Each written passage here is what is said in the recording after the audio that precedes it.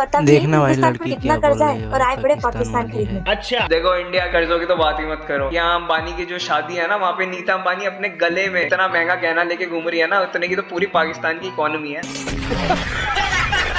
दूर दूर के मुल्क से लोग आए हैं, इतने सेलिब्रिटीज आए। पाकिस्तान वाले फालतू में पैसे बर्बाद नहीं करना चाहते। अच्छा, पैसे बर्बाद करने के लिए पैसे होने भी चाहिए। हमारे पाकिस्तान से ड्राई फ्रूट इंपोर्ट करता है आपका इंडिया, बंद कर देना तो आपके लेने के देने पड़ जाएंगे। अपने आटे का जुगाड़ करो जा रहा पहले।